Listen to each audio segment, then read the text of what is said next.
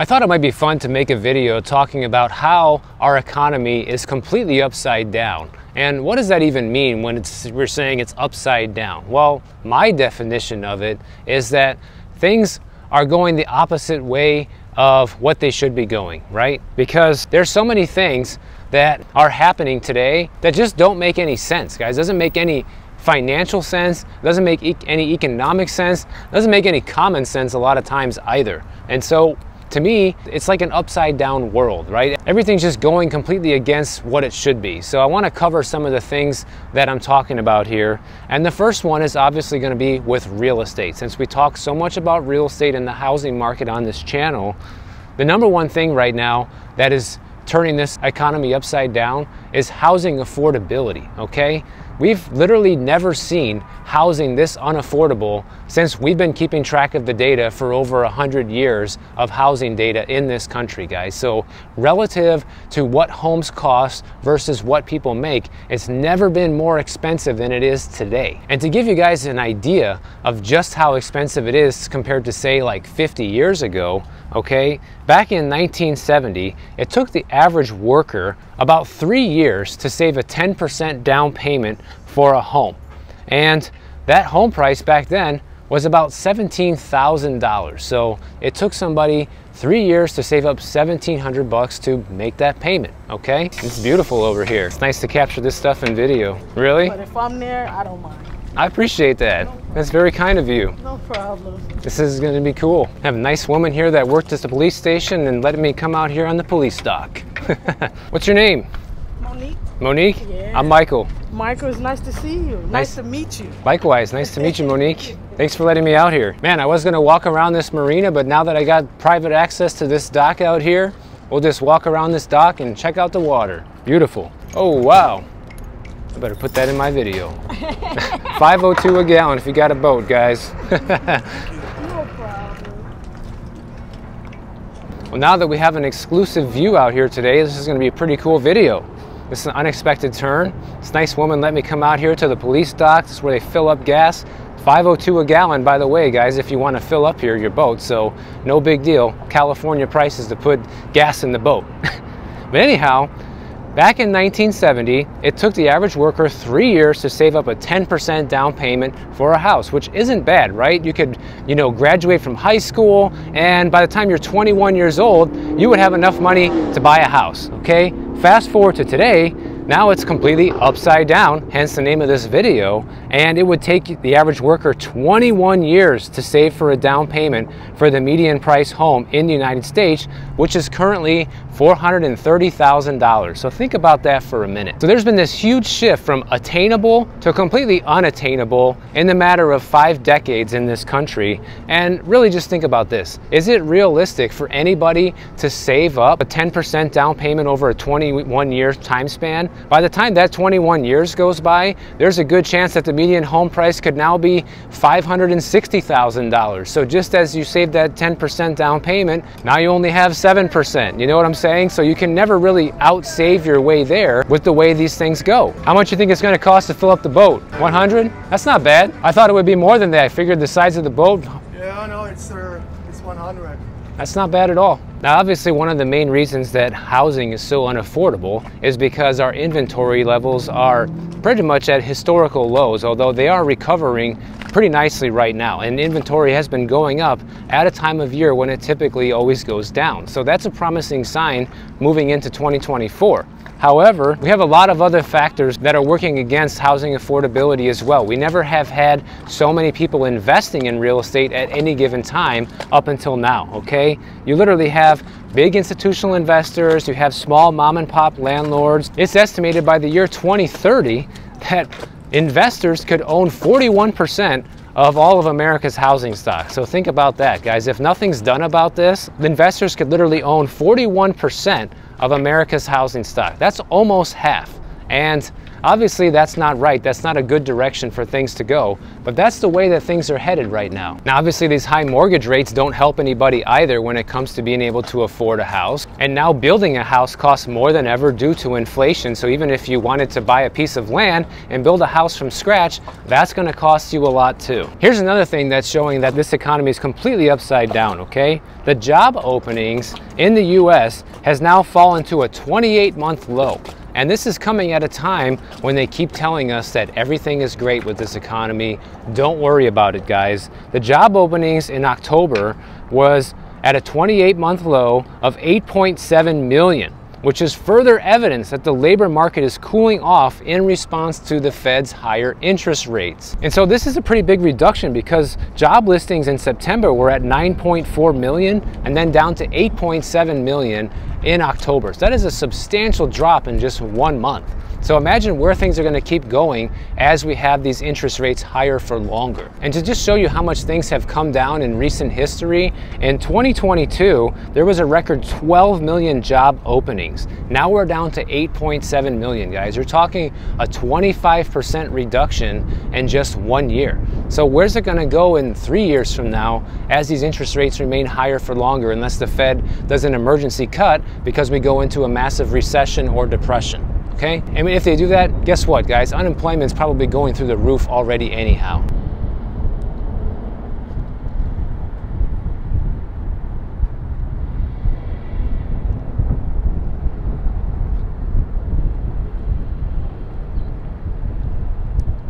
So here's the reason why this is all upside down with the jobs, right? If the economy is going great, right? Supposedly, that's what they keep telling us. But the Fed is actively trying to make sure that it's not going to continue going great for very much longer. And you're starting to see this happen with the reduction in the amount of available job listings. We've also seen unemployment go up from 3.5% recently all the way up to 3.9%. And you can say, oh, that's no big deal, but that translates to hundreds and hundreds of thousands of people without a job, okay? Here's the next thing that's upside down, GDP. We just got the most recent GDP reading at 4.9%, and then they recently just upgraded it. They revised it up to 5.2% growth, guys. So that means awesome, the economy's on fire, right? Well, not necessarily. Because you have to look at the reality. Number one is 80% of GDP is based on consumer spending. We know people are still spending like crazy right now, especially into the holiday season, because the credit card bills are being racked up like there's no tomorrow. But there's another gauge that we can look at that tells us how the economy is doing that's not painting such a rosy picture right now. That's called gross domestic income, which rose at an annual rate of 1.5% between July and September. What this stands for is gross domestic income. This is how much money our country is bringing in as a total. And what's startling here is GDP supposedly has grown over the past 4 quarters and it has increased 3%, right?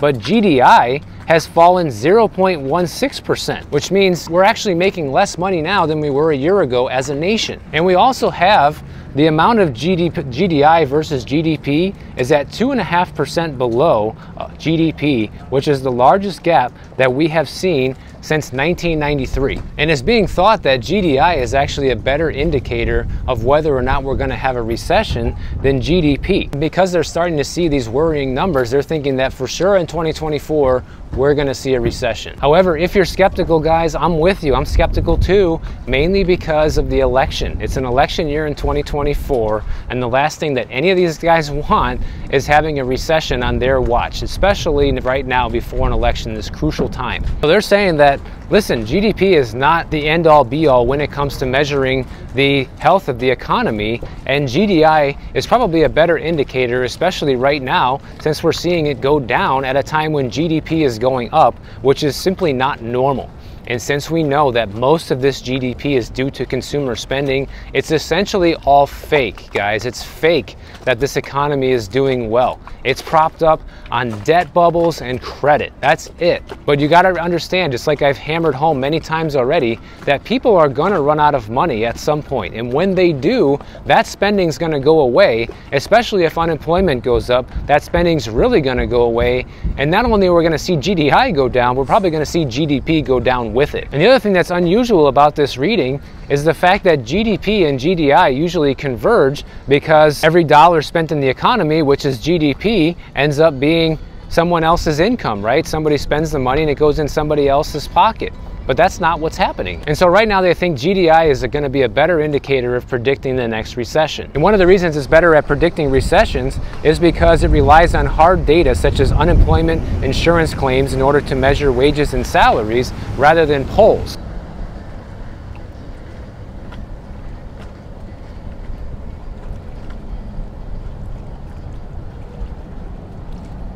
When that guy said it was only $100 to fill up the tank of the boat, I was surprised, especially at $5.02 a gallon. I thought it would definitely be more than that. So, you know, if you can afford a boat, $100 for a day of fun isn't really that bad. And they also say here that GDI is particularly a better, more reliable indicator of where the economy is going during inflection points, meaning when a big shift is happening in our economy, like right now, when things are either taking a turn for the worse or taking a turn for the better, GDI is a better indicator of where things are going, and it's going down. Oh, but there's more. We're not finished yet. There's more reasons why we are in an upside down economy, guys, and that is because consumer delinquencies are starting to skyrocket on all forms of debt, not just credit card debt, but everything. And I have some data here to show you what I mean. But let's start with credit card debt, since that's the most common type of debt right now with delinquencies, okay? We just hit the highest level of credit card delinquencies since 2012. Credit card delinquencies rose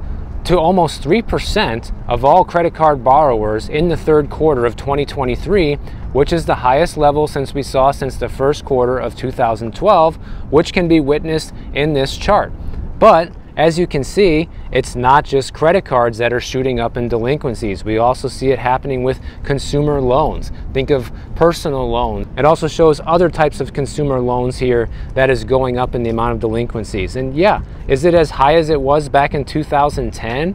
No, guys, it's not. In fact, for a while, delinquencies were at very low numbers, but you can see it's starting to go back up. And you could say, oh, well, that's normal, Michael. It's just going back to its normal level. Well, maybe, but along the way of it going back to its normal level, you're going to see a lot of people hit with some financial problems. And guess what? When people have financial problems, they look to offload assets like houses and cars and things that they can suck money out of to pay off some debts, right? So it's not crazy to think that people are going to be forced selling cars and homes or any other type of assets, maybe boats, in order to pay off some of these debts, right? Here's the other thing, guys. The shopping season also is still going very strong right now.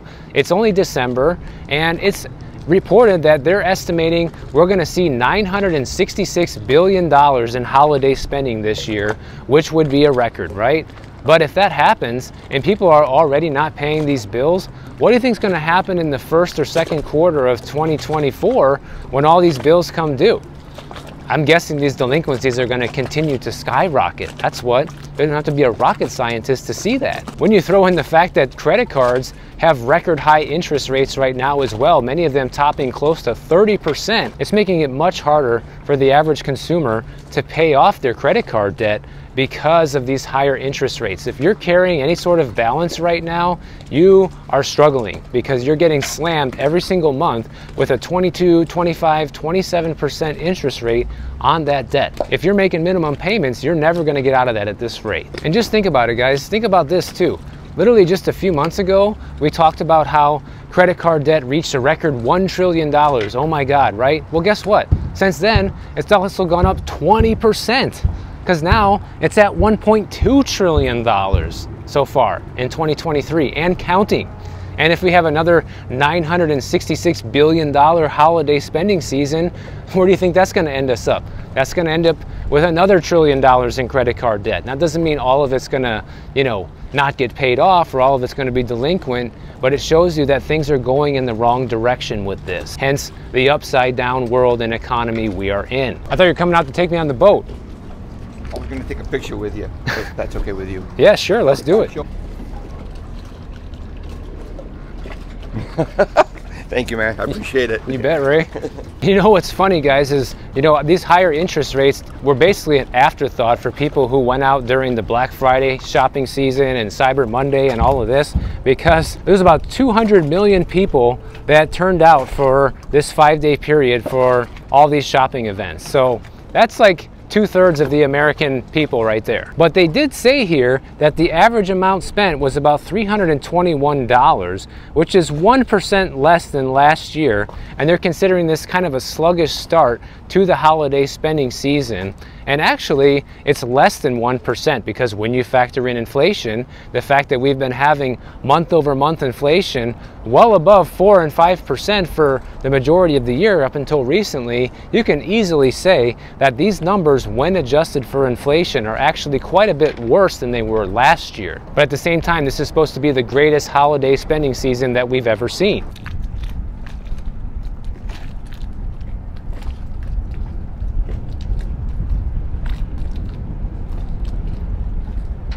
Originally, they were estimating that holiday sales would be up 3 to 4% this year, higher than last year, but it looks like that's probably not going to happen because that's exactly what the inflation rate is. So even if it does go up 3 to 4%, it means that the holiday sales are essentially flat and the same as they were a year ago because of inflation. Yet another sign that things are upside down. But we also know that car delinquencies are hitting levels that we haven't seen since the last Great Recession. How is that not proof that we're living in an upside down world? People can't afford their car payments anymore, letting those go. How much longer is that going to last? And with that chart I just showed you guys a little bit ago, people aren't paying their credit card bills, people aren't paying their personal loans. What's next, guys?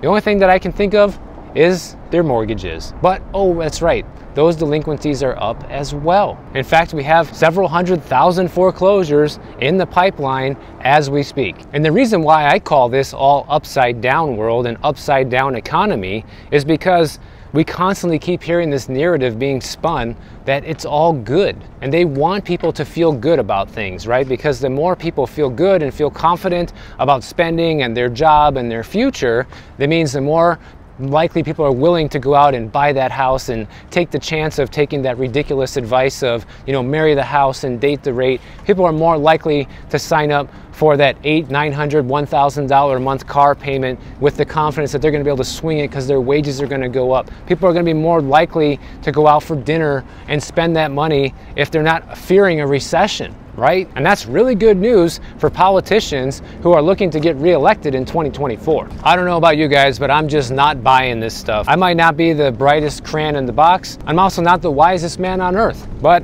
I'm smart enough to see that whatever we're being told is not lining up with reality. And that's why I'm calling this upside down world and upside down economy, guys, because we're being told one thing while many of us are witnessing another thing. I really don't think they're going to be able to keep up this charade much longer, probably another year until the election is over. And then when 2025 comes, that's when things are really going to start showing signs of problems. But I know many people are tired of hearing about this, and they're like, you know, they said there was going to be a recession last year, then they said there's going to be a recession this year, now they're talking next year, and then 2025, so it's never going to happen, right? Well, not necessarily, guys. Things are just being delayed, things are being postponed because our government are masters at kicking the can down the road. Never forget that. So all they're doing is delaying the inevitable, but they're just postponing it. They're not canceling it. So remember that. So shout out to Monique for letting me out here and shoot this video on the police dock. Super cool. Shout out to Ray and his sister for being huge fans of my channel.